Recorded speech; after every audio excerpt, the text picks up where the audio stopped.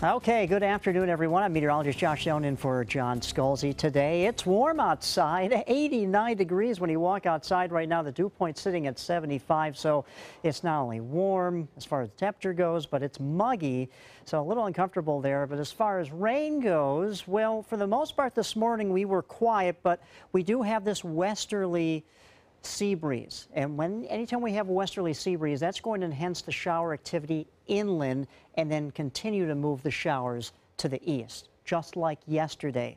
Now, some spots starting to develop here on the radar here in Manatee and Sarasota County.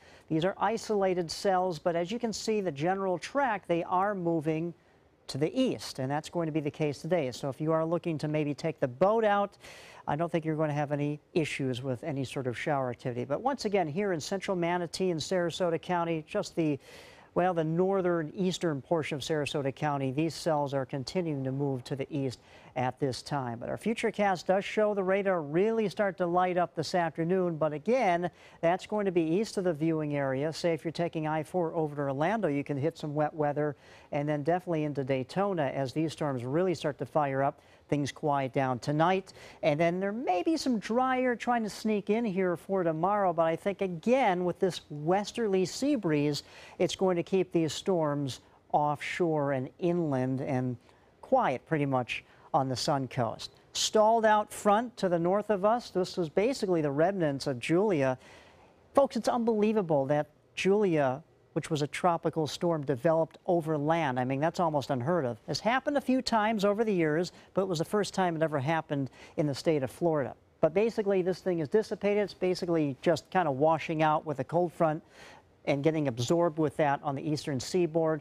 But the dominant feature here on the surface map is this area of high pressure clearing out the skies, making travel very nice throughout the southeast and into the Midwest. But again, the westerly flow around it helping to bring that west coast sea breeze for us.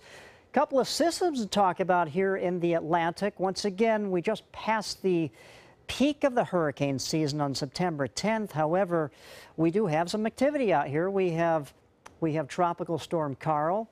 The good news is Carl looks like it's going to be tracking to the north and then back to the northeast away from the United States. However, Bermuda could be on target for Carl, which is unfortunate for the folks there. It could actually blossom into a Category 2 hurricane by the time it gets close to Bermuda, so causing high surf and strong winds there. And breaking news, we have a new tropical storm, and this is called Lisa. Lisa just formed this morning, but again, you can see the track. Lisa will stay in the open waters of the Atlantic.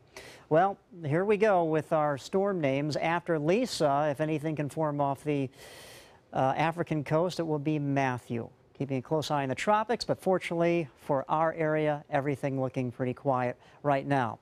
All right, taking the boat out today, seas at 1 to 2 feet with smooth conditions in the inland waterways. And as far as our 7-day forecast, you know what, folks? Fall comes on Thursday. It's the first day of fall, but it doesn't look like a fall type of forecast with a high of 90. Again, our average is 89, so it'll be above that.